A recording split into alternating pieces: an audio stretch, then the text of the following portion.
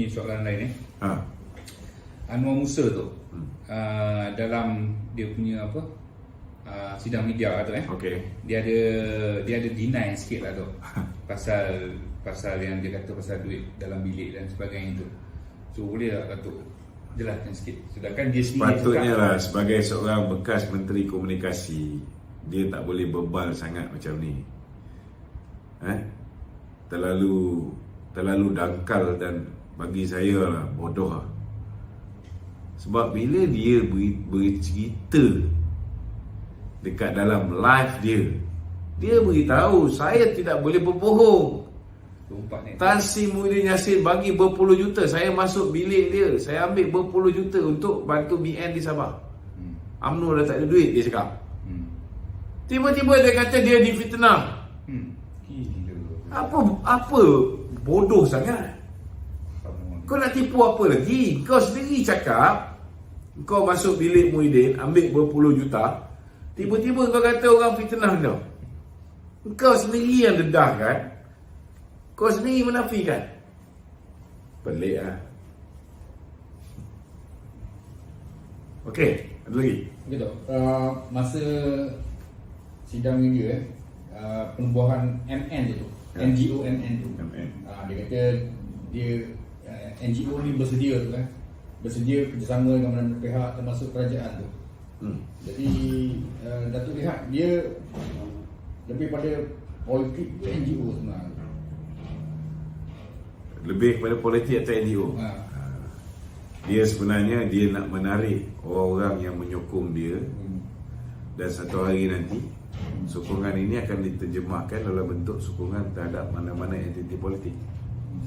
Tak kira lah sama ada last kali dia akan buat parti politik ke, atau last kali dia akan menyokong Perikatan Nasional ke, atau last kali dia akan menyokong, tak kira lah apa juga gabungan dia. Mungkin Perkasa juga satu ketika dahulu mengatakan bahawa ini hanya sebuah NGO kan. Last kali mereka tubuhkan Parti Putra kan. Yang setakat ni alhamdulillah Laskar Cyber je.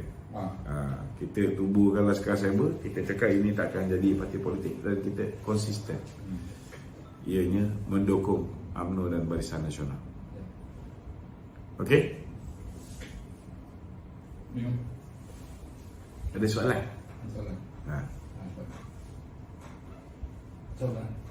Soalan. Okey. Jalan lah.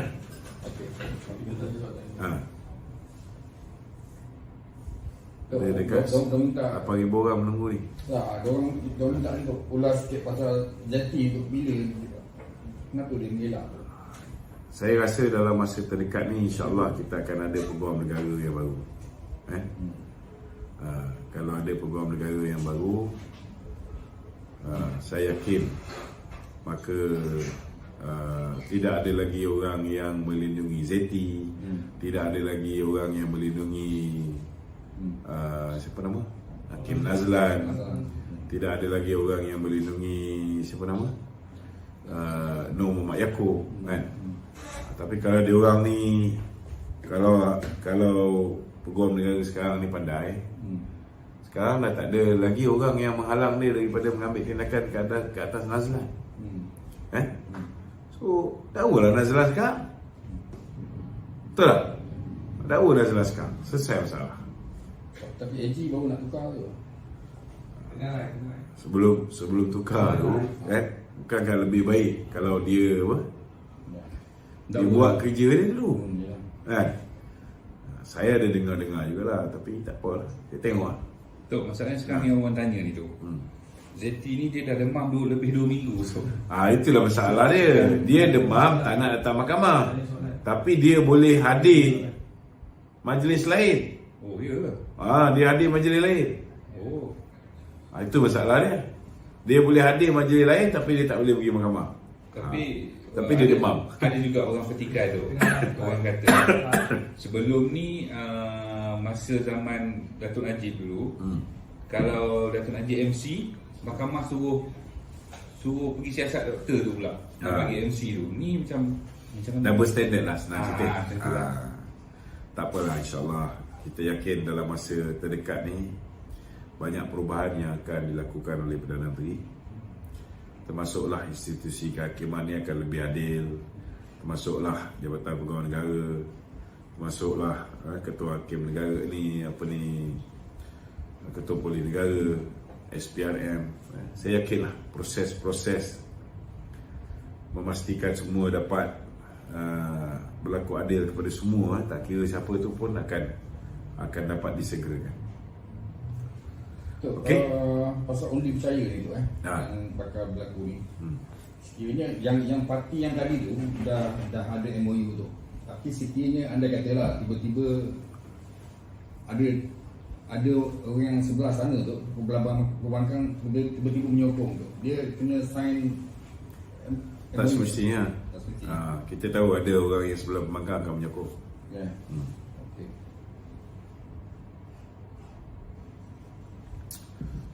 Sebenarnya di dalam Parlimen, setiap ahli MP itu sebenarnya dia ada immunity. Dia ada immunity. Tetapi bila ketua-ketua parti hari ini sudah pun menandatangani perjanjian persefahaman, dan setiap calon pilihan raya, kalau contohnya dalam BN ni, telah pun menandatangani, aku janji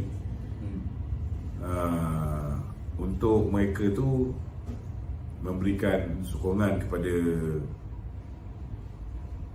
ataupun memberikan mandat kepada ketua parti untuk membuat keputusan berhubung dengan gabungan mana yang nak dipilih, maka sepatutnya tidak ada masalah. Sebab dah ada dua benda yang binding, antara calon dengan ketua parti dan ketua parti dengan Perdana Menteri. Okey. Okey tu, kalau PRN ni akan Ya. berlaku ni tak? Ataupun mungkin ada PRK kot. Ada PRK ni. PRN. PRN tu. Apa logo yang dipakai tu?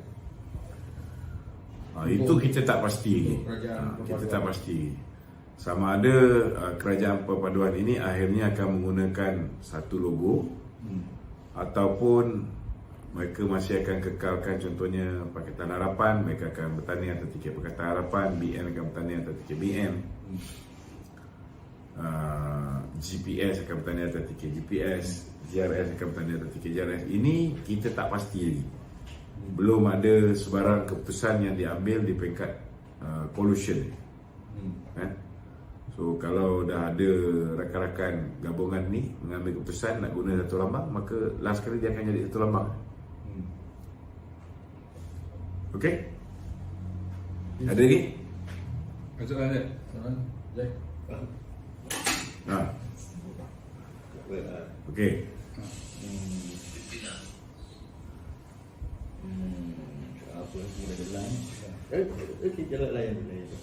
Hello. Satu begitu Raja Petra dalam video dia, dia ada kata tak salah menyoal dan menentang raja yang melakukan kesalahan. Yalah, itu yang aku buat tiap-tiap hari. Aku menentang Raja Petra. Tapi dia Raja punya Gopal statement ni agak bahaya juga tu sebenarnya tu. Dia punya statement ni macam membahayakan agak. Dia ni, dia bergantung pada orang yang bayar dia. Dulu dia jarang buat live ni. Sekarang live dia bukan setiap hari. Kadang-kadang pagi dia buat, petang pun dia buat. Jadi kita boleh faham lah kan? Duit yang masuk tu berapa punya banyak. Dan kita tengok kenyataan dia ni sampai balon Raja-Raja Melayu, sampai balon apa ni yang di Pertuan Agong. Maknanya dia willing to take the risk.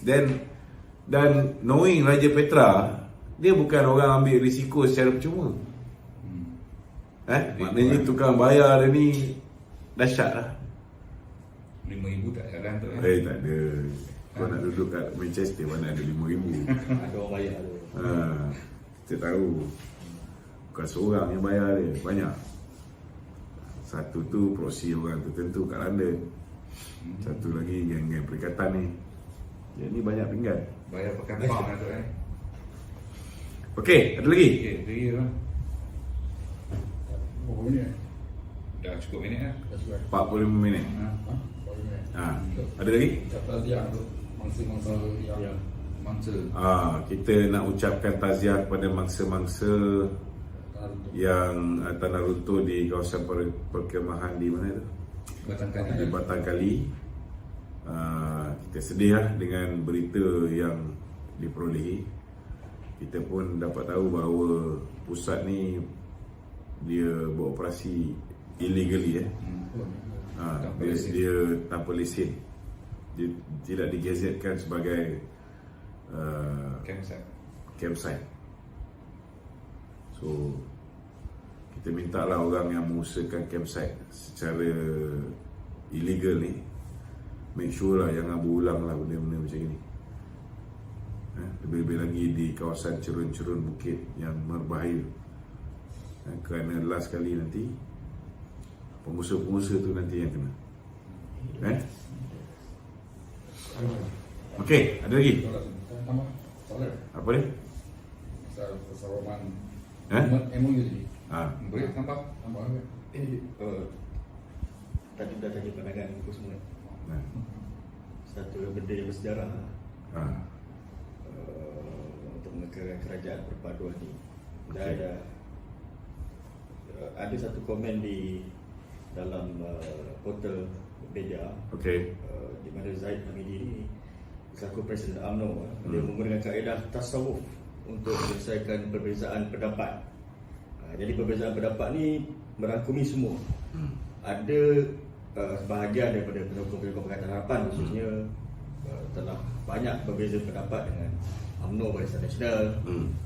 Dan hari ini Datuk Seri Ahmad Zahid Hamidi ni dia menggunakan kaedah tasawuf seperti mana yang diguna pakai istilahnya oleh Presiden PAS, tasawuf. Jadi apakah perbezaan antara persefahaman UMNO Barisan Nasional bersama dengan Pakatan Harapan dan juga perbezaan antara UMNO Barisan Nasional dengan PAS dalam Muafakat Nasional yang juga menggunakan kaedah tasawuf ini? Saya punya pandangan saya punya pandangan. Memang mana-mana parti pun sebelum pilihan raya mereka akan buat untuk memenangkan parti dia. Jadi kalau kita nak maju ke hadapan, berhentilah daripada mengeluarkan kenyataan, dulu kau cakap macam ni, sekarang kau cakap macam ni. Contohnya lah kan, saya pun cakap macam-macam pasal Perikatan Nasional, pasal Pakatan Harapan, dan kita tak pernah tarik balik apa yang kita cakap.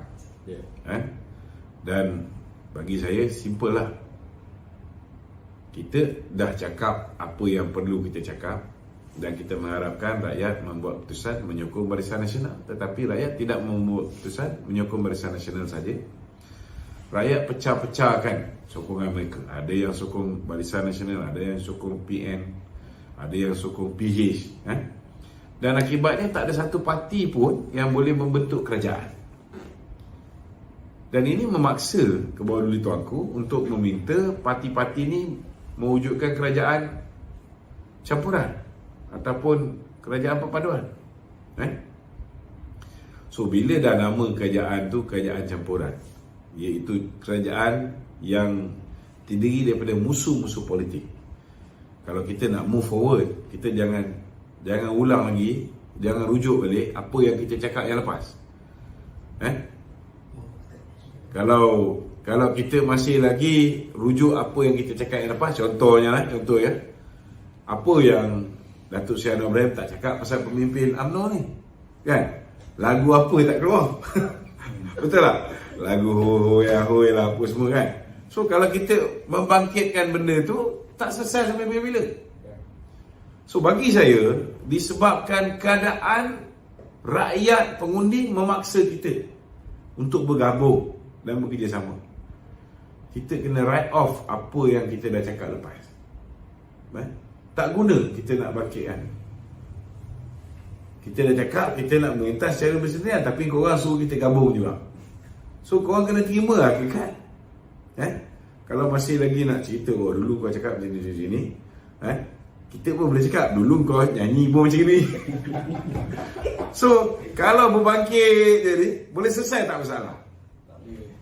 Jadi we got to move forward. Kita lupakan apa yang kita cakap yang lepas.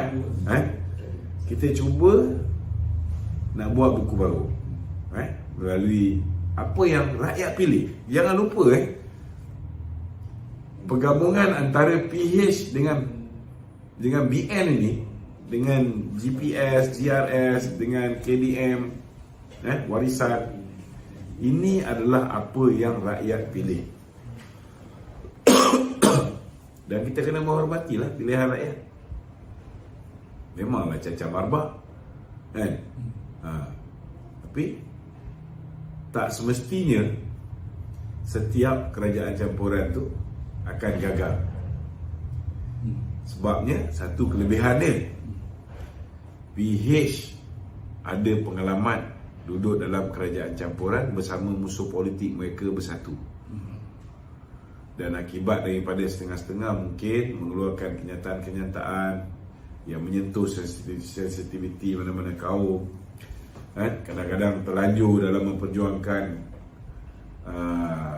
kumpulan etnik masing-masing. Ianya akhirnya menyebabkan kerajaan tu tak tahan lama. UMNO pun mempunyai pengalaman juga, pengalaman hitam bersama dengan Muhyiddin. Kita pernah juga mencuba untuk buat kerajaan campuran. Akibat dia kerajaan tu gagal dan kita menarik sokongan terhadap Muhyiddin. Kelebihan Datuk Seri Anwar Ibrahim, dia dah melihat kegagalan kerajaan Mahathir, dia dah melihat kegagalan kerajaan Muhyiddin Yassin, dan dia hari ini mempunyai pengalaman, mempunyai ilmu untuk pastikan kegagalan ini tidak berulang kembali. Kalau dulu dia tengok Muhyiddin, antara sebab utama Muhyiddin gagal ialah Muhyiddin berlaku zalim, menipu, tidak berlaku adil kepada rakan-rakan kolusion dia, malah nak memenjarakan pemimpin-pemimpin kita. Akhirnya kerajaan tu tak lama. So Datuk Seri Anwar ni dia belajar melalui pengalaman ni. Sama juga di AP. Mereka tahu disebabkan kelentangan mereka sebelum ni menyebabkan mereka hilang kerajaan.